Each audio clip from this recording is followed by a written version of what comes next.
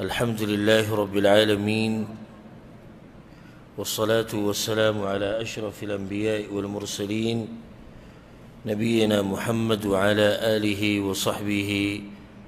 أجمعين. أما بعد، الله سبحانه وتعالى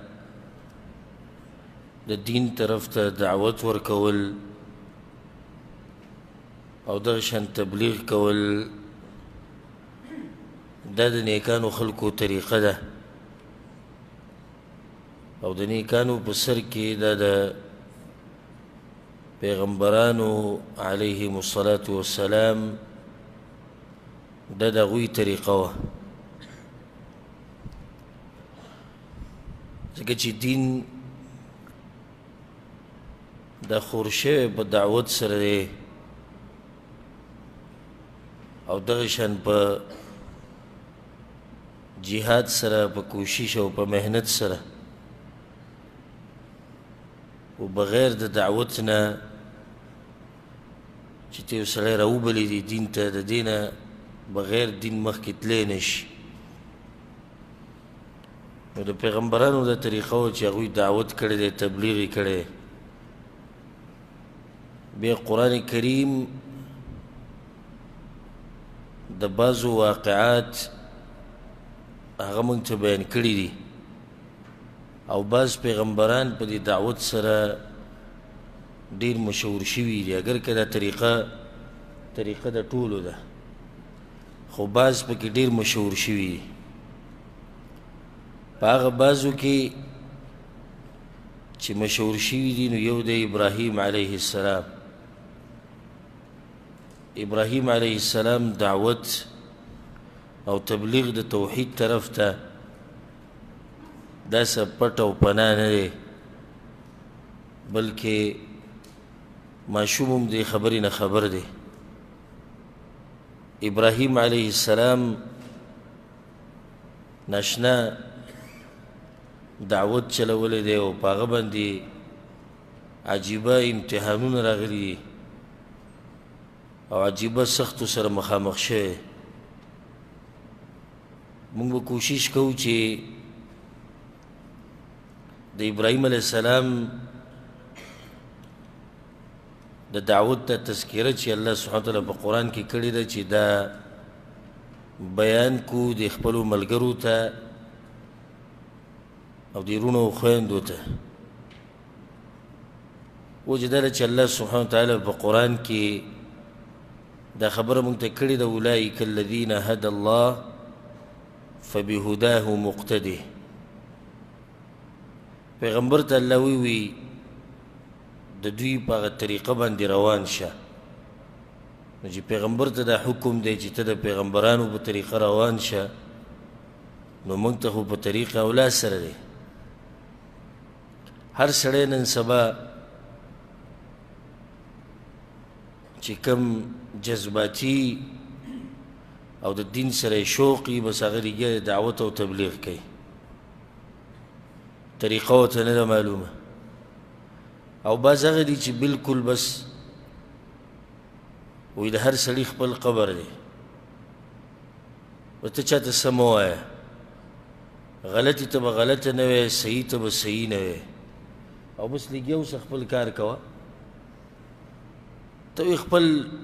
عبادت کوه، خلق پرېږده، دا هم په غلطه دي. دا واقعه چې موږ کومه بیانو د ابراهیم علیه السلام یا د ده دعوت ته طریقه، نو په دې کې په دواړو باندې رد دی. اولني قسمه خلکو ته دا خبره ښایو چې دعوت به څنګه کې دا زده کړه د ابراهیم علیه السلام. نو د دویمې فرقې ته دا وایو، دویم قسم خلک چې دا د کوم ځای خبره چې د هر سړي خپل قبر دی. که په دې معنی سره وایي چې قبر جدا دی نو دا خو واضح ده، خو دا مطلب نه دی که نه. مطلب څه هر سړي خپل قبر دی.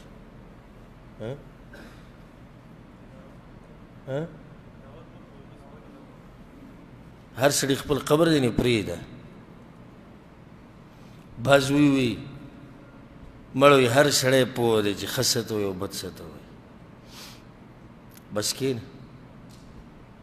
دا ده چې دنیا په باره کې ورته نصیحتونه کوي بیا والله که بغیر مزدورۍ نه یې ډېره کې پرېږدي او که بغیر مزدورۍ نه دې کور کې پرېږدي بیا دا نه وایي چې د هر سړي خپل قبر دی بیا دې طرف ته سوچ نه ځي چې د هر سړي خپل قبر دی خو چې کله د دین مسله راشي او د دیندارۍ خبره راشي بیا د هر سړي خپل قبر دی نه دا خبره یاد ساتئ چې دا واجب دی په موږ باندې او لازم دی چې موږ به د ښه کار امر کوو د بد کار نه به منع کوو د وس مطابق دا پکې شرط دی د وس مطابق یعنی څومره چې د یو انسان وس دی دومره دی مکلف دی یو انسان علم ورسره ډېر دی د ډېر مکلف دی یو انسان ځوانۍ کې دی د حالات جدا دي یو انسان بوډا دی د جدا دي زنانه به د وس مطابق خلکو ته ښه کاره ښیي د بد نه به منع کوي دا به ټولو لازم دي الدین النصیحه الدین خو نوم د خیرخواهۍ دی ته خپل کار کوه زه به خپل کومه هېڅ مطلب شو اصل خیرخواه زما او ستا هغه هم دقه دی چې ما او تا ته دین ښیي او ما او تا د دین طرف ته رابلي دغه پرېږده سیټ ته که د تا ته چې د مزدورۍ چلونه ښیي او ویزه دله اخلي او کار له دې بوځي او دغه سیټ ته که د ده تا سره دا منډه دا وختي تور ده او دا فایده هم وختي تور ده اصل چې تا سره محبت کوي او ستا خیرخوا دی هغه انسان دی چې کوشش یې دا دی چې ته جنت ته لاړ شي او د جهنم نه بچ شي دا اصل خیرخوا دی خو افسوس خبره ده چې موږ نن سبا فرق نشو کولی په دې کې چې اصل خیرخوا زموږ څوک دی بلکې د دې دعوت والو نه او تبلیغ والو نه او د علماو نه دا بېدینه تنګ شوي چې په لاره ویني لار بدله کړي لکه ولې سي چې هغه تا نه څه پیسې خو نه غواړي مزدورۍ له دې نه بوځي څه بیګار د باندې نه کوي سي چل دی وایي دی بیا دغه نصیحتونه به کوي وایي دا د بېایمانۍ او د بېدینۍ یو مضبوط علامت دی چې انسان دیندار خلکو سره ناسته پاسته نه خوښوي او نه د هغوی مجالسو ته ځي او نه خپل مجالسو ته راولي نو په دواړو باندې رد شو ابراهیم علیه السلام دا منهج به وګورو د څنګه دعوت کړی نو پته به ولګي د هغه غرونو د غلطیانو کوم چې هر سړی لګیا دی او بس هر سورګیری شاګل او هر سړی لګیا دی تبلیغ او دعوت کوي او په هغو باندې هم رد شو کوم چې وي د هر سړي خپل قبر دی او دعوت او تبلیغ پرېږده نه هر سړی به د وس مطابق بل ته نصیحت کوي د وس مطابق او لازم نه ده چې هر سړی به غټې مسلې بیانوي او هر سړی به جو روزانه درسونه کوي او بیانونه نه نه دا خو د علماو کار دی اوس تا څه ذمهواري ده په لاره دې یو سړی ولیدو سګرټ څکي دا په تا لازم دی چې ته درته نصیحت وکړې د ده خواله ورشي یو سړی سندرې اوري یو سړی حرام خوري یو سړی دوکې دړاکې کوي ته یو سړی مونځ اودس نه کوي یو سړی روجې نه نیسي یو سړی زکات نه ورکوي او ته ترې خبرې نو دومره خو ستا په اوس کې شتي چې د هغه ته نصیحت وکړې په هر چا باندې لازم دي هر چې بیا دین تفصیلي بیانول دي دا بیا د علماو د دعاتو کار دی دا بیا د هر چا کار نه دی د ابراهیم علیه السلام که یو سړی ماته یو سړی مانه سوال وکړي چې دعوت خو ډېرو پیغمبرانو کړی ته د ابراهیم علیه السلام تذکره ولې یوازې کې نو د هغې یو څو وجې یادې ساته اولنۍ وجه دا ده چې دا هغه انسان دی چې دا خلیل الرحمن دی د الله دوست دی او د موحدینو امام دی او په هغه 5 غورو پیغمبرانو کې یو دا دی نو ځکه موږ دی غوره کړو دویم زمونږ پیغمبر صلی الله علیه وسلم ته الله دا ویلي ثم اوحینا الیک ان اتبع ملة ابراهیم حنیفا ای پیغمبره روان شه په لاره د ابراهیم علیه السلام پسې نو که ته غواړې د ابراهیم علیه السلام څوک و د څنګه دعوت کړی چې زموږ پیغمبر ته الله خاص ته د نوم اخلي درېیمه وجه دا ده په ابراهیم علیه السلام کې رب العالمین ناشنا صفات اچولي وو نو د هغې د لاسه انسان مجبوره شي چې د ده طریقه وګوري د ده لار وګوري او الله سبحانه وتعالی صفت کړی دی په قرآن کې چې دا ډېر یو وفادار انسان و د الله سره وفا کړی د الله د دین سره وفا کړی د توحید سره وفا کړی دی وإبراهيم الذي وفى الله ابراهیم علیه السلام هغه انسان دی چې وفاداری کړی و زموږ سره زموږ د دین سره کوم لوزونه چې د الله سره کړي و هغه یې پوره کړي څلورمه وجه دا ده ابراهیم علیه السلام ډېر اوږد دعوت کړی مختصر دعوت د هغه نه دی او په هغه باندې ناشنا احوال راغلي دي او سختي پرې راغلي هغه پکې صبر کړی د مور پلار سره د هغه جګړه د خپلو خپلوانو سره د هغه ورانه د ځمکې نه شړلی شوی دی اور ته اچولی شوی دی الله ورته ویلي د زوی دی حلال که نورې داسې ډېرې سختۍ پرې راغلي نو ځکه که ته غواړې چې ده په دې سختو حالاتو کې او په دې امتحانونو کې څه کړي دي که پلار زما سره وران شي او زه په حقه یم او په حق دین یم پلار را سره وران شي زه څه وکړمه وګوره د ابراهیم علیه السلام طریقه که قوم مې نه پرېږدي کلي نه مې وباسي راته کله وایي ته وابي کله راته وایي ته غیر مقلدي کله وایي ته پیسې اخیستي کله وایي مذهب دې پرېښودی په دې ټولو حالاتو کې که ته غواړې دقه قسمه حالات د ابراهیم علیه السلام راغلي چې هغه سجل کړی آیا هغه دعوت پرېښودی دی هغه حق دین یې پرېښودی دی که نه مقابله د دې حالاتو کړې ده دا به تاسو ته پته ولګي پنځمه وجه د ابراهیم علیه السلام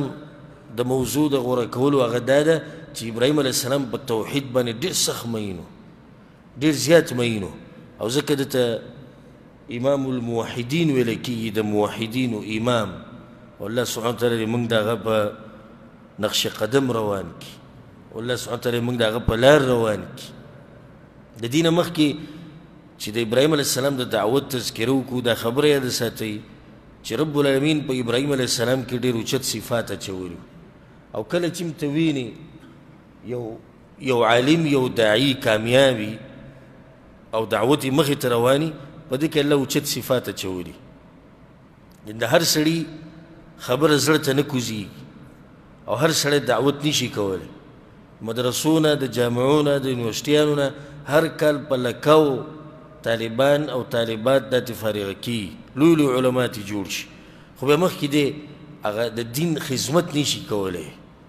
دعوت مخکې نشي کولی بس بیا غریب یا په جومات کې امام شي حق امامتۍ ته ناست او یا چېرته په یو اداره کې ولګي کار کوي او یا تجارت مجارت مزدوري شروع کړي یو هغه هر څه شاته غوزار کړي او بعض داسې چې الله سبحانه وتعالی ورله توفیق ورکړي وجه دی چې په دغه انسان کې الله خاص صفات اچولي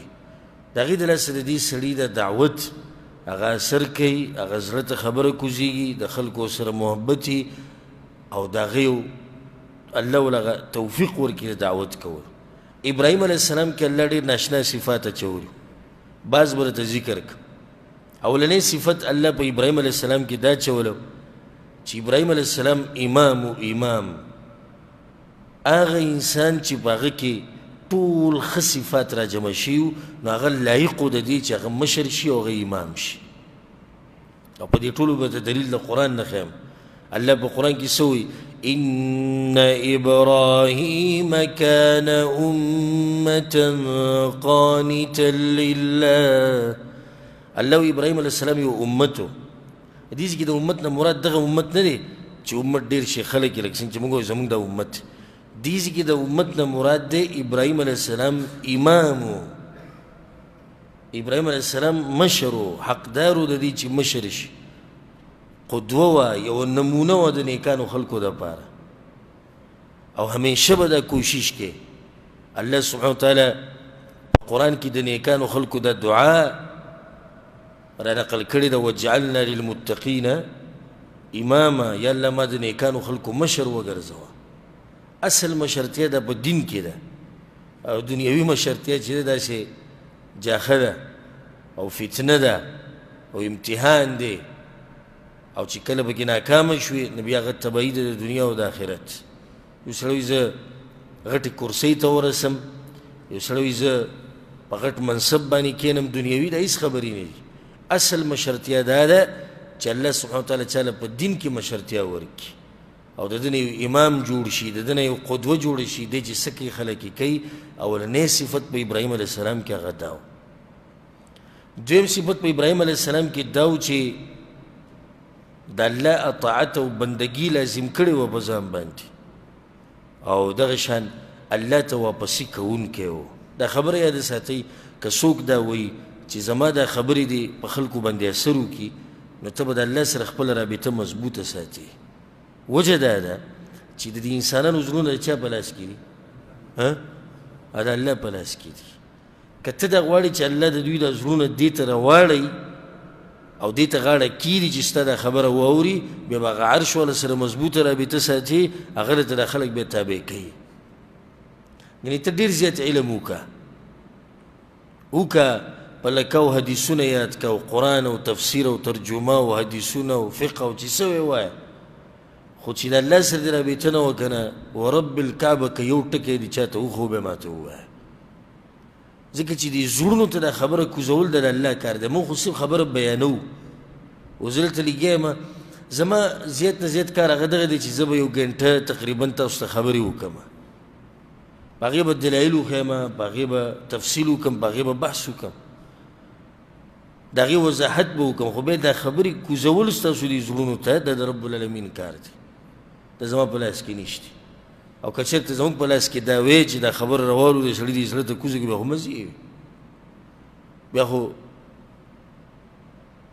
هغه به بیا ناشنا خو نه چې هر سړي به په خپله مرضي باندې چا زړه ته خبره کوزوله. زموږ کار هغه محنت او کوشش دی بلکې پیغمبر صلی الله علیه وسلم دا طاقت نه و. دلیل پې دا دی کله چې پیغمبر صلی الله علیه وسلم خپل تره ته دعوت ورکو د مرګ په وخت کې او زنکدن په وخت کې وي یا عم قل لا اله الا الله ای تره دا کلمه ووایه لا اله الا الله. قیامت په ورځ به د الله ته سفارش وکړه څو پیرې ورته په غوږ کې دا خبره وکړه خو هغه دا ونه وي او اخرنۍ خبره دا وکړه چې زه د عبدالمطلب په دین باندې الله ایتونه نازل کړو انک لا تهدی من احببت. ای پیغمبره داسې ستا په لاس کې خو نه دی چې چا سره ستا محبت وي ته به یې نیغې لارې ته راوړې. ګوره د پیغمبر سره هم دا طاقت نشته چې یو سړی نیغې لارې ته راواړی. د پیغمبر کار هم دغه دی چې دین بیان کړي ان علیک الا البلاغ الله ورته په تا باندې صرف د خبرې رسول دي بس. که یو سړی دا غواړي چې زما دا خبره په خلکو باندې اثر وکړي دې لپاره مې دا خبره شروع کړه نو رابطه به د چا سره مضبوطه د الله سره. ابراهیم علیه السلام کې د صفتو هغه قانت و الله ورته قانت ویلی. قانت څه ته وایي؟ هغه انسان ته چې همیشه د الله بندګي کوي او هر حال کې او هر وخت الله ته واپس کیږي. دلیل به څه دی؟ ان ابراهیم کان امة قانتا لله قانتا لله. الله ته غاړه ایښودې وه مکمل غاړه الله ته ایښودې وه چې څه به الله وي هغه به یې منله چې د څه نه به یې منع کو د هغې نه به ځان منع ساتو ځکه الله د هغه په دعوت کې دومره اثر واچو. څو صفات شو؟ دوه. دریم صفت دا دی چې هغه حنیف و. په قرآن کې د هغه د صفت راځي حنیف او د دې څه مطلب دی یعنی اوړېدلی و نیغې لارې ته توحید ته د دې شرک سره او د ګمراهۍ سره بلکل نه لګېده او ځکه دې ته ویل کېږي امام الحنفا د هغه خلکو امام د کومو چې د شرک سره نه لګي او په توحید باندې مضبوط دي ډېر ټیټ موحد د الله سبحانه وتعالی په بندګۍ کې ذره برابر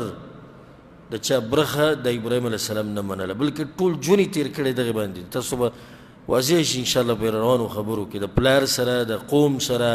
د مولیانو سره د بچایانو سره د خلکو سره مناظرې کړي دي د خلکو سره تعلقات پرېښودي دي دې مسلې دپاره او دې ته وایي توحید. یو د دې بعضو هغه توحید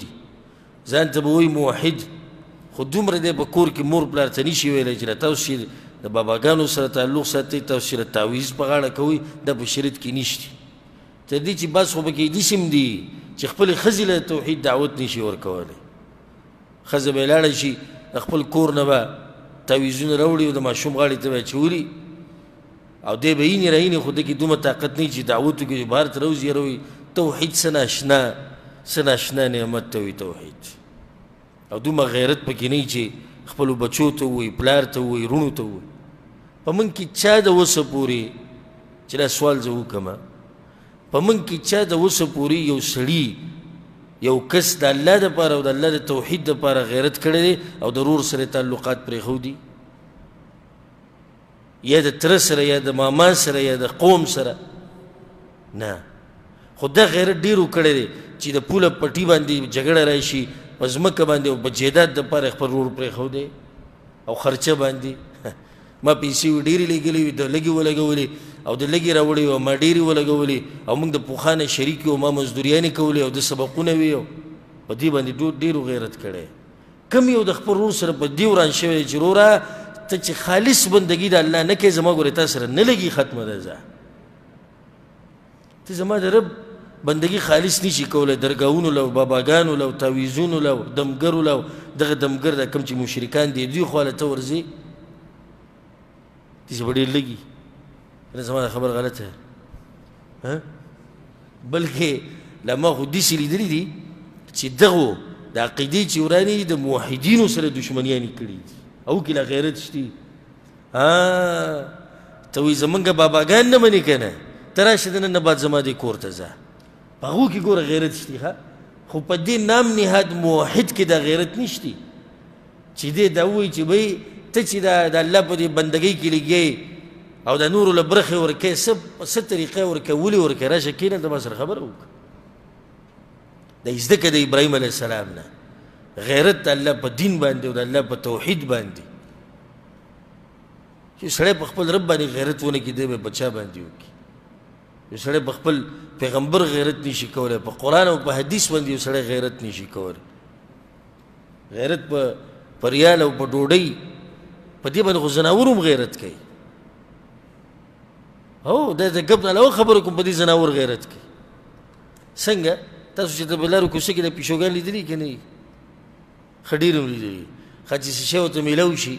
او دا یو یې راواخلي دا بل یې ترې اخلي هغه ورته پرېږدي نه یې پرېږدي دپاره جګړه هم کوي د دې دپاره ښه یو بل سره یو بل خړلوي خو پرېږدي نه دا بل دې ته چې دې دې زما سره وخوري دا غیرت خو په هغه کې مشتي که ته د ریال دپاره غیرت کوې او د ځمکې دپاره کوې دا غیرت خو په زناورو کې مشتي غیرت خو اصل هغه غیرت دی چې انسان یې په خپل رب باندې وکړي په خپل دین یې وکړي په پیغمبر صلی الله علیه وسلم وکړي په قرآن او په حدیث باندې وکړي ابراهیم علیه السلام کې دا صفت چې هغه حنیف او د حنیف معنی څه ده یعنی مکمل د شرک او د مشرکانو نه بایکاټ و دا مکمل او الله سبحانه وتعالی صفت دغه ذکر کړی دی قانتا لله حنیفا حنیف انسان الله وی وضاحت بیا مخکې کړی دی ولم یکن من المشرکین بعض ځایونه کې الله وی وما کان من المشرکین نو هغه د مشرکانو نه بلکې دا به هغه دعاګانې غوښتې وجنوبني وبني ان نعبد الاصنام یا الله ما او زما اولاد د بوتانو د بندګۍ نه م لرې ساتي یا الله د شرک نه مو لرې ساتي دې ته وایي حنیف او دې ځکه ورته یو فایده ذکر کړم یو مولوي صاحب کلیپ دی مقطع دی مولوي صاحب خو نه دی خو خلک ورته مولوي صاحب وایي دې سړی خو مولا نه هغه دا خبره کړې ده وایي دا موږ احناف چې یو احناف د امام ابو حنیفه په مذهب چې کوم دي نو زمونږ تذکره په قرآن کې هم راغلی ده ښه څنګه نو ته ناورې قانتا لله حنیفا دا وګوره که نه نور ته څه غواړې یو عالم ما ته خبره کوله وي ما یو جومات کې بیان وکړو چې دا په شریعت کې نشتي چې یو مولا راونیسه او بس د الف نه د یا پورې د ده مسلې ټولې منع کړ که غلطې وی ما ته وی درس نه بعد چې تا خو رد وکړو چې په قرآن او حدیث کې دا مسله نشتي که ما ته په دې قرآن کې د امام شافعي نوم وښو نو بیا وی زه هم حیران کړم چې دا دی چې دومره زړور لګیا دی چې ته په کوم ځای کې د امام شافعي نوم لیدلی په قرآن کې وی ما چې وښایه نو سورة الحج یې کوله وکړو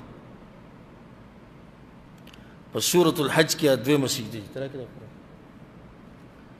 دې کې لیکلي که نه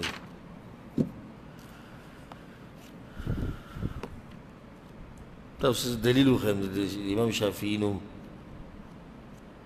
سورة الحج. سورة الحج کې دو سجدې دي. کوم چې سورة الحج کولاو دي کو د دې کې دو سجدې دي سورة الحج کې. د دې یوې سره لیکلي دي چې سجدة عند الشافعي، دا سجده د امام شافعي په مذهب کې ده. د شافعي دا سجده امام شافعي وایي چې دا شتي. وګوره هغه په دې غاړه لیکلي دي، دنده خو نشته، د غاړې ته دا خبره لیکلې ده. وګوره دا د شافعي نوم دی که نه دی؟ دا مسله قرآن کې وایي راغلی ده. وی بیا ورته ما وایي چې صحیح شو دا شافعي اگر که دا قرآن کې نه ده خو په سیټ باندې لیکلي دي، خو زه تاسو سره یې منم د نورو دریو د نومونه به کوم ځای کې پیدا کړي. نو هغه مولوي صاحب وایي چې زموږ تذکره خو قرآن کې ده. څنګه وایي قانتا لله حنیفا. نو زموږ د احنافو تذکره هلته راغله. نو بیا جواب د دې دا دی چې ګوره څوک د امام ابو حنیفه رحمه الله په مذهب وي نو هغه ته حنفي وایي، حنفي ورته وایي. او چې حنیف ته نسبت کوي نو بیا به حنیفي، څه به بیا حنیفي، او هغه ته څه وایي حنفي. خو چې سړی په سترګو باندې جهالت پټۍ ولګي که نه تیارې پرې راشي دی بیا هېڅ هم نه ویني. دې کې د حنیف نه مطلب څه دی؟ یعنی د شرک نه اوړېدلی انسان. ښه دا سړی دا چې وایي زه د امام صاحب په مذهب یم او زما تذکره په قرآن کې ده، کوم ځای کې ده د حنیف؟ او پروت کوم ځای کې د پلاني بابا په درګاه او په دربار هلته پروت. نو اول خو راشه د حنیف ټکي دا معنی خو وګوره دې څه مطلب دی. نو ابراهیم علیه السلام کې دا دریم صفت دی چې هغه مکمل بایکاټ و د شرک او د مشرکانو نه. څلورم صفت په ابراهیم علیه السلام کې دا و چې د الله ډېر شکر ګزار بنده و، هر وخت به د الله شکر ادا کو. او ځکه الله په قرآن کې څه وایي؟ شاکرا لانعمه اجتباه وهداه. الله وایي زموږ د نعمتونو شکر به ادا کوو، ځکه الله سبحانه وتعالی د اوچت مقام هغه له ورکړه. پنځم صفت په هغه کې دا و چې ډېر حلیم او صابر انسان و، ډېر صبر به یې کوو. بلکې ابراهیم علیه السلام خو د صبر په باب کې یو مثال دی. د چا له مثال ورکوي که نه چې صبر کوه، ابراهیم علیه السلام ورته یادوه څومره صبر چې هغه کړی د پلار په خبرو باندې، د قوم په دشمنۍ باندې، او دغه شان اور ته چې واچولی شو. په هر ځای کې ابراهیم علیه السلام څه چل کړی دی؟ صبر یې کړی دی. ځکه الله څه وایي؟ ان ابراهیم لحلیم. ابراهیم حلیم انسان و، صابر انسان و الله وایي. بلکې الله سبحانه وتعالی خپل پیغمبر ته وایي، زموږ د پیغمبر صلی الله علیه وسلم فاصبر کما صبر اولو العزم من الرسل. ای پیغمبر ته دې صبر کوه لکه څنګه چې دغه غوره پیغمبرانو صبر کړی دی. او په غورو کې بیا غوره زموږ د پیغمبر صلی الله علیه وسلم نه علاوه ابراهیم علیه السلام دی، ډېر صابر انسان. او چې څو پورې صبر نه یې کړی که نه دعوت یې مخې ته نه ځي، دا باز راشي نه مني، دا د کافر بچی. ته به وایي چې ده چې ته ورته 50 کاله دعوت ورکړی. ولې څنګه؟ وي پرون مې ورته ووایي چې منزل راځه، وایي چې نه درځم. په یو خبره باندې ته یو خو دا سړي باندې د کفر ټاپره واچول. موږ دې پر لزه تللی وم مدینې ته، یو خبرې ډېر وخندولو. هلته یو ملګری ناست و، هغه د یو کس خبره کوله چې منزله نه ځي. نو دی وی ما خو ګوره خپل ځای ني، عام سړی و، عام ملګری و، وی ما خپل ځای ني ګوره په هغه باندې د کفر ټاپه لګولې ده، زما په ملف کې کافر دی. نو د یو نیم سړی دعوت یو پیر دوه به سړي ته نصیحت وکړي بس به صبر ختم شي. دا خو دومره اوږده لار دی چې 950 کاله به نوح علیه السلام تېر کړي. ته به 2 ورځو کې د سړي نه ابوبکر صدیق جوړی. 950 کاله نوح علیه السلام په دې لار کې تېر کړي. او بیا ورسره د شمار یو څو کسانو خبره منلې. ابراهیم علیه السلام پکې اور ته اچولی شوی دی، یونس علیه السلام پکې د مهي خېټې له تللی دی، یوسف علیه السلام پکې جیل ته ننوتی دی. زموږ پیغمبر صلی الله علیه وسلم پکې څومره سختۍ تېرې کړي. او ته په دوه درې خبرو باندې سړی چې دی راړی ته به محنت کې کوشش به کې صبر به کې او یو ورځ به ستا د دې صبر هغه میوه او هغه فایده هغه به ته وینې. نو دا پکې شپږم صفت شو که پنځم شپږم صفت پکې دا و چې ډېر یریدونکی و د الله نه او د الله د یرې نه به یې جړا ډېره کوله. اواه انسان و د الله په مخ کې عجزي کولو وال. د اواه هغه چا ته وایي چې د الله په مخ کې عجزي ډېره کوي، جړاګانې ډېرې کوي، الله ته زاریانې ډېرې کوي. الله په قرآن کې څه وایي؟ إن إبراهيم لحليم أواه منيب. الله إبراهيم عليه السلام أواه إنسان منيب، الله ته انابت وکړو، الله ته واپس کېدو، جړاګانې به ډېرې کولې، زړه ډېر نرم زړه. کله چې دا ملایک رالو د انسانانو په شکل کې ناول د چا سره میلاو شو؟ ابراهیم علیه السلام سره. هغه ته بیا ووایي موږ ځو د لوط علیه السلام قوم تباه کړو. اوس هغه ورته شروع کړه پای کې خو لوط علیه السلام د پای کې خو بچي دا نه غوښتل چې په دوی باندې داسې د عذاب راشي، یو موقع ورته بله میلاو شي، زړه یې نرم و. نو ملایکو ورته څه ووایي؟ یا ابراهیم اعرض عن هذا. ای ابراهیمه دې مسلې کې خبرې مه کوه، ځکه دا خو د الله امر دی، نور څه که موږ ته ووایه خو په دې مسله کې موږ سره بحث مه کوو چې عذاب لیټ کوي یا هلته پلانې دی. او موږ ته پته دی چې څوک دي پکې الله موږ ته ویلي دي چې لوط علیه السلام او د هغه د بچي دا به ترې راوباسي. د هغې نه موږ خبر یو، موږ پوره تیار راغلي یو. خو علما وایي چې د ابراهیم علیه السلام چې اوس دا خبره اوږدولو نو په دې کې چې دوی غلی شي او دا عذاب په دې لوط علیه السلام په دې قوم رانه شي، دوی ته یو بله موقع میلاو شي کېدی شي الله ته واپس شي. نو ډېر نرم زړی و او ډېر یریدونکی و د الله نه. په دې ځای کې ته یو عجیبه واقعه بیان کړه، عجایبات دي دا د جاهلانو. یو عجیبه خو دغه و د حنیفه، بله عجیبه دا واوره. زه یو ځای کې ومه هلته ما سره یو مولوي صاحب میلاو شو، صوفي مولوي صاحب، صوفیان نه ګډېږي چې الله هو الله هو هغه ما سره میلاو شو. هلته په د ځان نه خبرې شروع کړې، تاسو دا وایئ تاسو دا وایئ او تاسو چې په موږ باندې رد کوئ، ما ستا بیانونه اورېدلي په دې الله هو الله هو باندې تاسو رد کوئ، په دې هغه وجد کې چې راشه ګډېږي چې په دې تاسو رد کوئ. دا خو دواړه زه د قرآن نه ثابتوم. هر سړي ته ګپ جوړ کړی هره مسله قرآن نه ثابت وایي. ثابت دی که قرآن کې کوم ذکر راغلی وی الله وایي چې ان ابراهیم لحلیم اواه. ابراهیم علیه السلام ډېر اواه انسان وي، هغه به د هو الله الله ډېر کول. د اواه دا مطلب دی. نو دا خو د ابراهیم علیه السلام طریقه وه چې هغه به د هو کول. ښه باندې د دویمه نه ګډېږي چې تاسو وی الله وایي چې لو انزلنا هذا القرآن على جبل، که موږ چې ته نازل کړی وی دا قرآن په غر باندې لرأيته خاشعا متصدعا من خشية الله، نو دا غر به ریزه ریزه شوی وی. ګوره غر به ریزه ریزه شوی، نو چې کله موږ د دین خبرې واورو نو موږ کمزوري بیا دغه ټوپونه وو. دا دین وی په غر باندې دومره اثر کوي، نو په موږ خو دغه اثر کوي که او بیا موږ صبر نشو کولی. وجد کې راشو، په جذبه کې راشو، به شروع دا دغه دلایلو. حالانکه د اواه معنی موږ بیانه کړه. اووم صفت په ابراهیم علیه السلام کې دا و چې ډېر سخي انسان او خصوصا عالم او داعي. دا پکار چې سخي وجه دا چې د خواله ډېر خلک ځي راځي. که دی بخیل او دا خلک یې خواله ځي راځي نو یو ورځ به ورته هارټ اټیک وشي. خیال م کړی دی عامو بخیلانو ته، عوام بخیلان چې کوم چې یو میلمه په هفته کې راښکاره شي نو تندی یې ترې وي، دا پۍ به راوړي او پۍ نن سبا په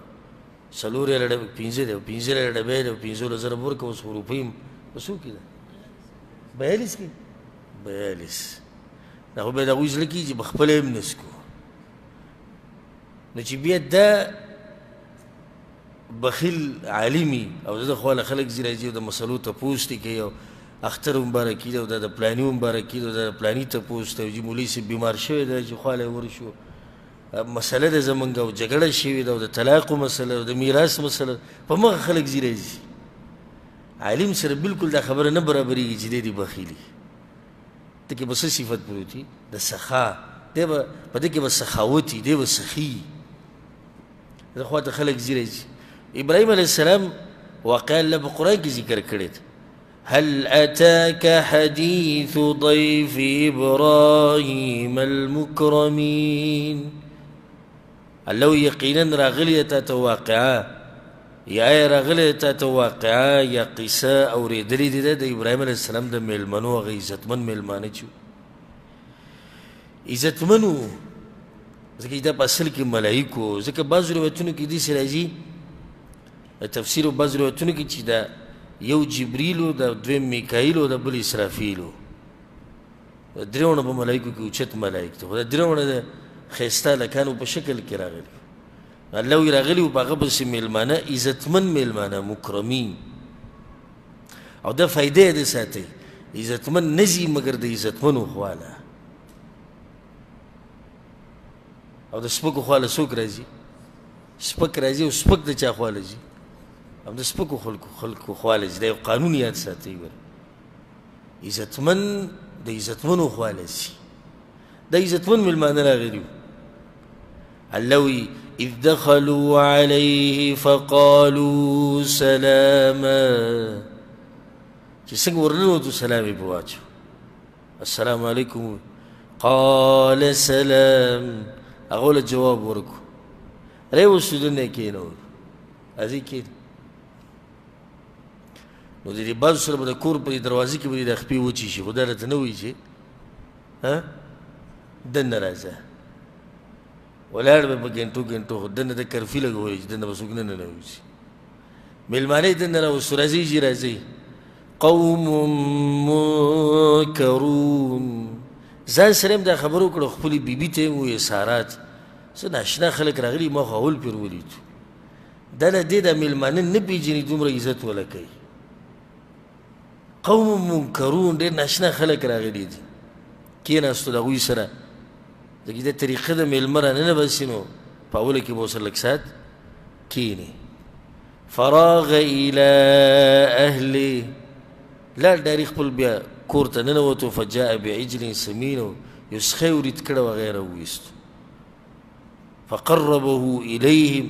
الله وی دا سخی نږدې کړو هغوی ته قال لا تأکلو خورئ که نه تاسو خو دې ته خو دا پته نه و چې دا ملایک ته هغو خو لاس نه وړو نو ځکه الله وویرېد د دې خبرې نه وویرېد چې دا اخر څوک دی چې نه روټۍ خوري او ما دا دومره پر تکلف پروګرام وکړو نو داسې ګوره د ابراهیم علیه السلام هغه قصه خو بیا مخې ته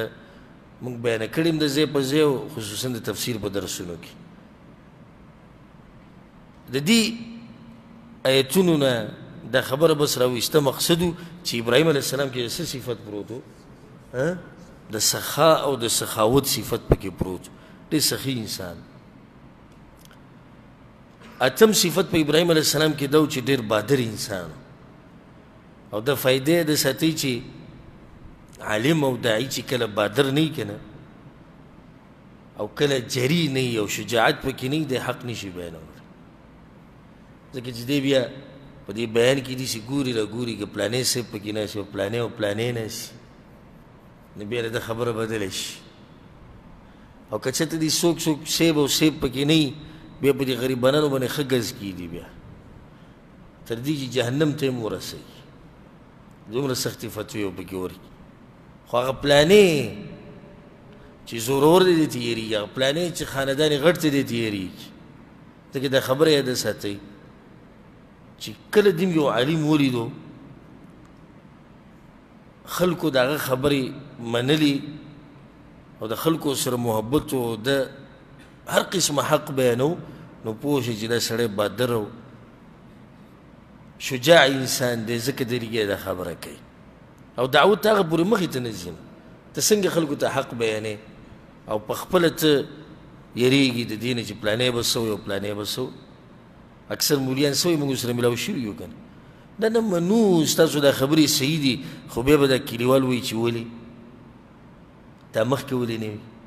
دا اوس غریب یریږي د چا نه د کلیوالو نه څوک یریږي د جومات والو نه څوک یریږي د خان او د ملک نه او څوک د چا او د چا نه بس حق پټ پاتې شي الله د ابراهیم علیه السلام په باره کې دغه جرأت دې ځکې معلومیږي قوم ته ښه صفا ووایي وتالله لأکیدن اصنامکم په الله مې دې قسم وي د دې بوتانو دپاره مې دله داسې چل جوړ کړی دی که نه خو تاسو به خبره شئ نږدې وي دا خو ډېره ګرانه خبره ده چې ټول قوم سره د پلار یو طرف ته ولاړي او بل طرف ته یو انسان دی خو دا ځوان انسان دی ځکه سیرتونو کې راځي بعضو کې چې د عمر په هغه وخت کې شپږ کاله او بعضو کې راځي 30 کاله او دا هم سم ځوان دی د ځوانانو کار دی هر سړی خو یې نشي کولی چې ته پوره قوم ته دا وایې چې ستاسو د بوتانو سره صبر وګورئ زه ورسره څه کوم بل صفت په ابراهیم علیه السلام کې دا و نه هم چې زړه یې پاک و زړه یې څه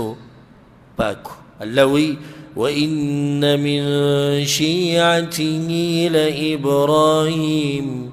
إذ جاء ربه بقلب سليم الله کله چې راغی د خپل رب خواته په داسې حال کې راغی چې زړه بلکل پاک او د زړه پاکوالی د دوه مطلبه دي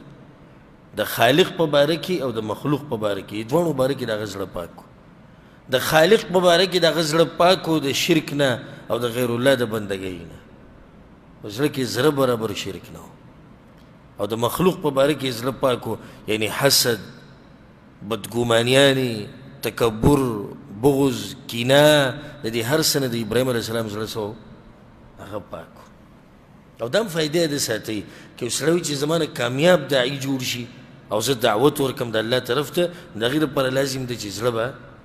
زړه به صفا ساتي نو چې زړه دې کله صفا و نو ته به بیا حق بیان کړي دا د ابراهیم علیه السلام بعض صفات چې الله ابراهیم علیه السلام کې اچولي وو د دې نه بعد د ابراهیم علیه السلام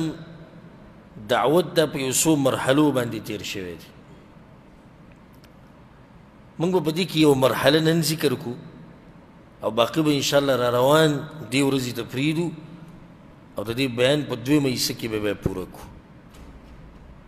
ابراهیم علیه السلام دعوت په 3 مرحلو تیر شوی دی یو مرحله هغه دعوت خپل پلار ته دعوت ورکول او دویمه مرحله دعوت ټول قوم ته او بیا مرحله دعوت چې د مشرانو او باچایانو ته د ابراهیم علیه السلام دعوت اولنۍ مرحله هغه د خپل پلار سره مسله وه د هغه او خپل پلار له دعوت ورکړی دې ځکه د فایدې ده ساتي چې دعوت شروعات به د کوم ځای نه کې خپل کور نه الله سبحانه وتعالی پیغمبر صلی الله علیه وسلم ته څه ویلي وانذر عشیرتک الاقربین ای پیغمبره اول خو د خپل خپلوان ویروه دا نږدې نږدې بیا پیغمبر صلی الله علیه وسلم لاړ د صفا غونډۍ او غر ته وختو واقعه ته اوس اورېدلی سیرت کې او ټولو ته یې اواز وکړو ټول قوم یې راوغوښتو یو یو ته یې پکې اواز وکړو خپل ترور صفیې ته اواز وکړو خپل لور فاطمې ته اواز وکړو خپل تره عباس ته اواز وکړو بنو عبدمناف خاندان او دا نومونه یې پکې ټول واغېستو واورئ وي دا حق او دا دعوت نو شروع به ته اول د خپل کور نه کې د خپلو بچو نه د ښځې نه د مور پلار نه د خویندو ورونو نه که وی نه منله نو بیا ته ملامته نه یې لکه زموږ په دې پښتنو کې دا یو عیب دی چې کله هم څوک نصیحت کوي او ښه خبره بیانوي نو دې غټه طعنه دا ورکوي چې دی د دغه زوی ته وګوره هغه په څه حال دی او د دغه پلار ته وګوره او دغه رور ته وګوره موږ وایو دا خبره دا طعنه صحیح هم کیدی شي او دا طعنه غلط هم ده صحیح په هغه وخت کې ده چې یو سړی خپل کور والو ته دعوت نه ورکوي نه رونو ته دین ښیي نه پلار ته نه مور ته نه بچو ته او په دغه دنیا پسې منډې وي مزدوریانې کوي او په بهر ملکونو کې پروت دی او دې سره یې څه کار نشته چې زما بچي به کومه لار روان دي او په کومه نه دي نو دا طعنه بیا د صحیح ده چې ته څنګه نورو ته نصیحتونه کوې او خپلو ته دې نه دی کړی دویم چې کله یو سړی رور ته پلار ته نصیحت وکړي ویې نه مني او وي بیا د خو دا طاقت نشته چې دوی سره به د لاس زور چلی که چېرته رور ته کشر یا زوی شي نو پلار دی پلار سره به څنګه زور چلی او پلار یې دا خبره نه مني یا غرور ته زورور دی یا مشر دی یا هغه له جواب ورکړو چې ما کې به کار نه ساتي اکثر پلار ورته هم یا په ده کې کار مه ساتي بیا سبا له ته دا وایي چې دی خپل پلار ته ولې نه وایي نو دا طعنه بیا څه ده صحیح ده که غلطه غلطه ده ولې غلطه ده ځکه چې هغه خپله غاړه ازادي کړې ده چې پیغمبر صلی الله علیه وسلم خپل ترې نیغې لارې ته روانړو نو موته به څنګه خپل پلار نیغې لارې ته راوړو او الله نه دي غوښتلي موته به خپل رور خپل بچې څنګه نیغې لارې ته راوړو او هغوی کې په خپله د هدایت طلب نشتی او الله د هغوی په نصیب کې هدایت نه لیکلی دا نن سبا چې دا تاسو چې خواوشا کې دا ځوانان یې نه په نشو تماشو کې او په غلطو کارونو کې ستاسو څه خیال دی چې یعنې د دوی مشران په دې راځي نه دي راځي یو مشر هم د خپل بچي لپاره دا نه غواړي خو بس هغه خپل محنت او کوشش کړی او نه کېږي چې نه کېږي نو بیا دغه سړی ملامته نه دی ابراهیم علیه السلام دعوت شروع کو د کوم ځای نه د خپل کور نه د پلار نه شروع کو خو پلار وله ومنله وی نه منله سبا له کې به څوک ابراهیم علیه السلام ته دا وایي چې ته موږ له دعوتونه راکوې خو پلار دې پرېښودی دا خبره به غلطه وي که صحیح به وي غلطه ده خو دعوت کړی دی او غاړه ازادي کړې ده قسمه قسم مناظرې تاسو به اوس واورئ په څه طریقې د خپل پلار پوه کړی ابراهیم علیه السلام اولنۍ مرحله د خپل پلار سره خو دلته یې پکې دا یره نه ده کړې چې د پلار به مې د جیداد نه وباسي که نه دا یره یې کړې ده نه که دې به راته دا وایي چې ته مې عق کړی او زه ګرځه دا یرې به نه کې او خیر د هېڅ خبره نه ده که تا نه یو دنیوي څه منع کړي څه پروا نه کوي ده خو حق به بیانې که ته په دې پلار مین یې هله ځکه یو سړی په پلار مین اوس ابراهیم علیه السلام په خپل پلار مین نو دی نه غوښته چې سبا له زما پلار په جهنم کې پروت وي ځکه چې مشرک خو به د همیشه لپاره جهنم ته شي او ته خپل پلار یې رور یې ښځه یې مور یې چې هغه په شرک کې واقع دی او زړه دې پرې نه سوځي نو ته ډېر لوی ظالم یې بیا هغوی د همیشه دپاره د جهنم سکروټې به ترې جوړې شي او ته پرې غلی ناست ځکه ما سره یو وخت کې یو انډین میلاو شو ما بیان وکړو درس اردو کې ډېره مخکینۍ خبره د شرک دا مسله مې بیانه کړه چې دا الله نه بخي بیا ما سره بیان نه بعد میلاو شو سمې ژړل د ماشومانانو په شان ما څه چل دی وایي تا اوس دا خبره وکړې چې مشرک خو الله نه بخي ما دا خو الله ویلي خو جاړې ولې وایي زما مور پلار دواړه په شرک باندې مړه دي او داسې شرک کوم نه و چې پټ او پناه خو نه یې منله او سم پسې دا اوس د جړه خبره ده چې هغه انسانان د همیشه دپاره جهنم ته لاړو چې ته ترې پیدا یې او ستا دپاره منډې ویلې او ستا سره ډېر ښه کړي اوس غټ ښه دا دي چې ته کوشش وکړي چې الله دا سړی د جهنم نه بچ کړي ستا د مور الله د جهنم نه بچ کړي ستا د رونه د خویندې د بچي د ښځه د اصل محبت دی موږ دقه یو کار کوو بس ټلیفون کوو تېر شوي ما چې مې در لېږلي هغه ختمې شوي که نه دي او ختمې شوي لږې نور راولېږه او لږې ورسره لږې نورې ډېرې کړه ځکه چې غم خادیان دي دا به صحیح ده نورې به در ولېږم بیا چې ټلیفون بند کړي خوشحالي محسوسه کړي چې زه شکر دی چې د خپلو بچو هغه ارمانونه خو پوره کوم که نه خو دې ته سوچ نشتی چې زما د دې ښځې د دې بچو اخرنی انجام به څه وي دوی به په جنت کې او که دوی به په جهنم کې همیشه چې لاس اوچتې په دې لپاره لاس اوچتو چې ته کله بچي غواړي چې الله ماله نیکعمله بچي راکړه د دې لپاره نه الله چې ماله به دنیا ګټي ځکه چې دنیا کې چې کوم رزق ستا لیکلی شوی دی دا به تا ته زره زره در رسي که بچي دي او که بچي دي نه وي د ډېرو خلکو بچي نشته زموږ خواوشا کې دي رزق ورته میلاوي که نه میلاوي میلاویږي ورته تا ته به هم میلاوي خو دا وایه وایه الله بچي راکه نیک عمله بچي راکه او داسې بچي راکه چې د اسلام او د مسلمانانو خدمت وکړي داسې بچي غواړه که نصیب دغه وی چې ماله به مزدوریانې کوي او رزق به ګټي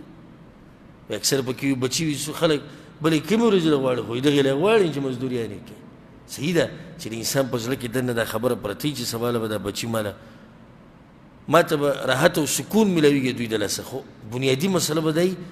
چې زما دا بچي د اسلام او د مسلمانانو خدمت وکړي ابراهیم علیه السلام دعوت شروع کړو د خپل پلار سره شروع کړ خو پلار دی نه د پلار سره خو دعوت داسې نه لکه څنګه چې د بارایي خلکو سره که نه یو شان دی څه فرق پکې شته او شته پکې د یو نیم به د پلار سره لګي نو اواز به اوچت کړی او هغه ته به وایي ته جاهل یې او ته نه پوهېږي او ته داسې څو دلایل مې راته وښود د مرۍ دا رګونه به یې راپړسېدلي دا غلطه طریقه ده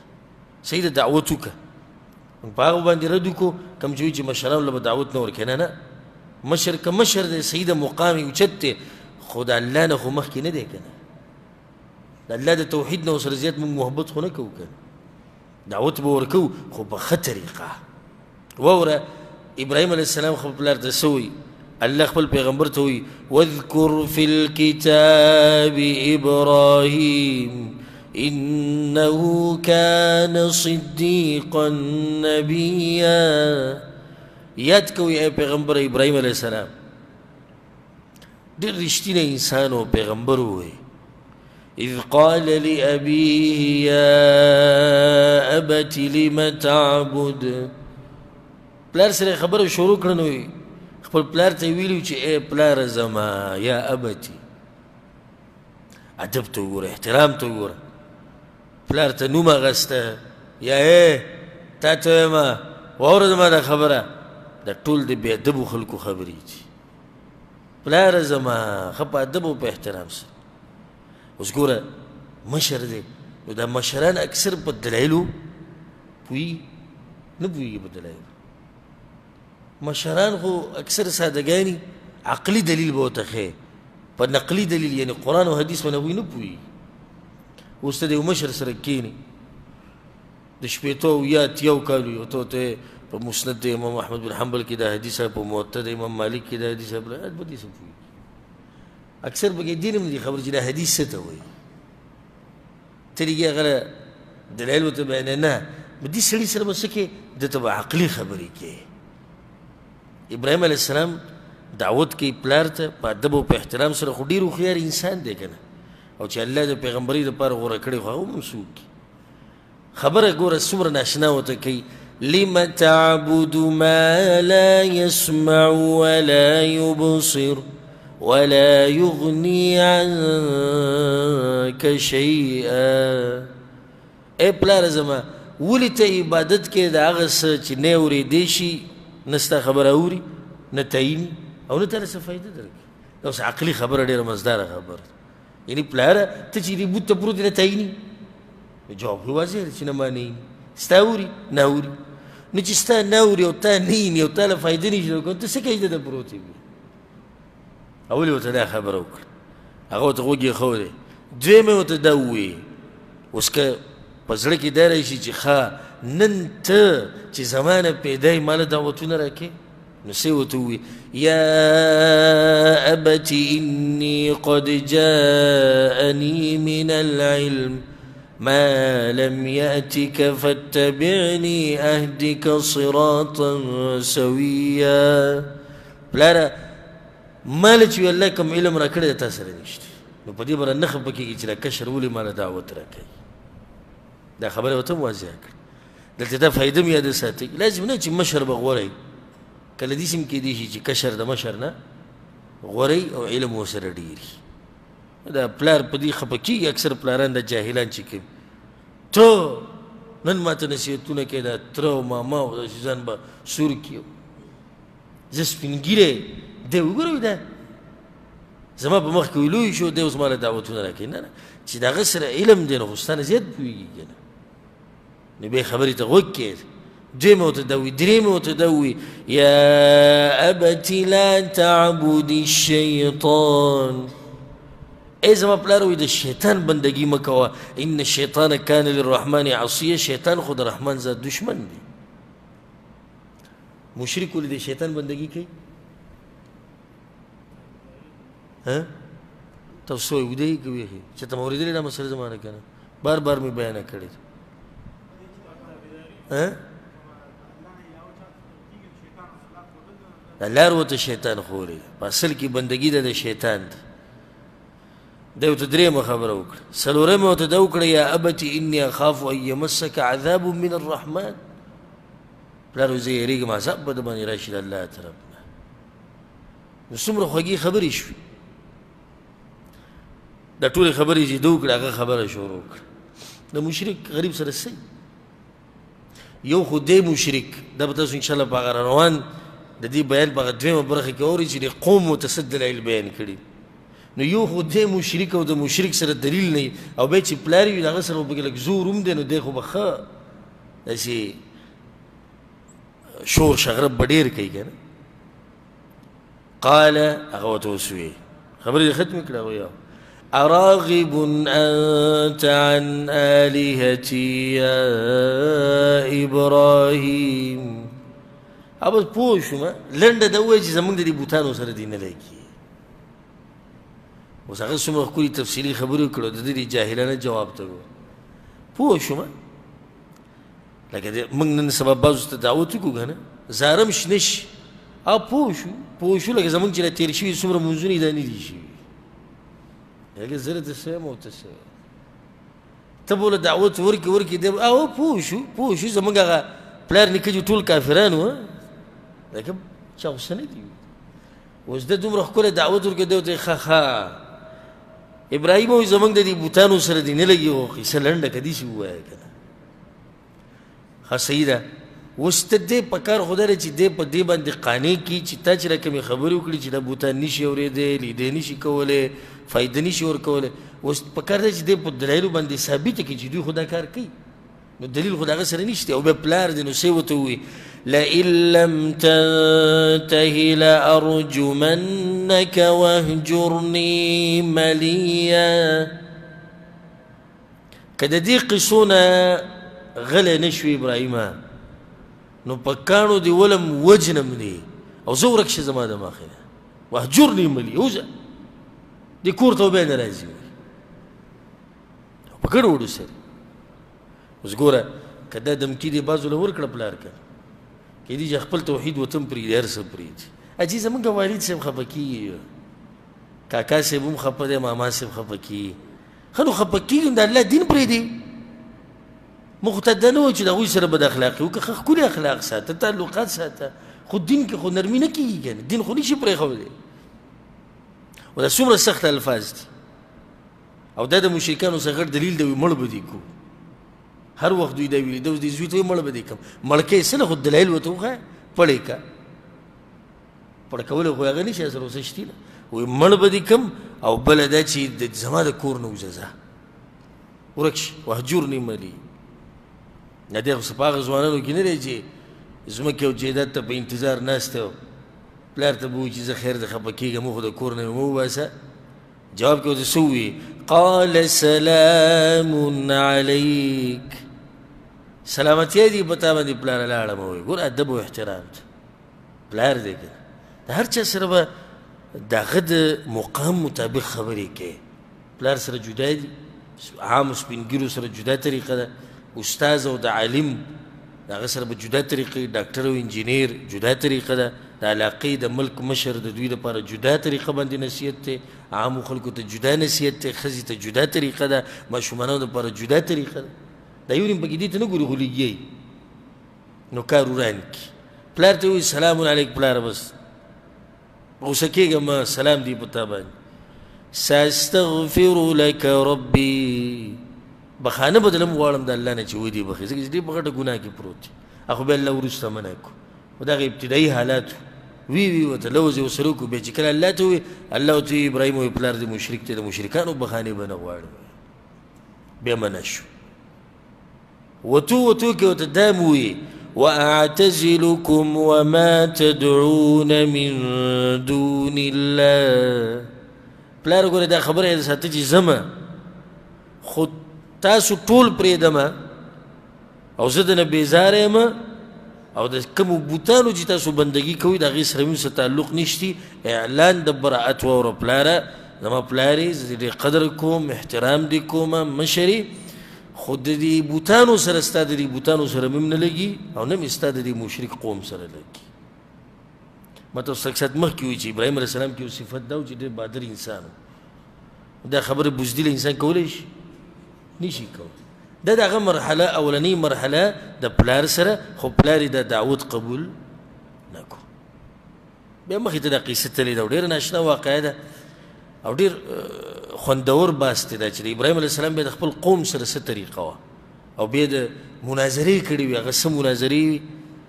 او مشرانو باچایانو له هم دعوت ورکړه او په څه طریقه دا به انشاءالله پر روان هم په دې ورځ به بیانو که الله جون او توفیق راکړو الله سبحانه وتعالی دې موږ د ابراهیم علیه السلام په نقش قدم روان کړي او الله سبحانه وتعالی دې موږ کې هغه غیرت او د دین هغه جذبه دې الله موږ کې را پیدا کړي کومه چې ابراهیم علیه السلام کې وه هذا والله اعلم وصلى الله وسلم على نبينا محمد وعلى آله وصحبه أجمعين.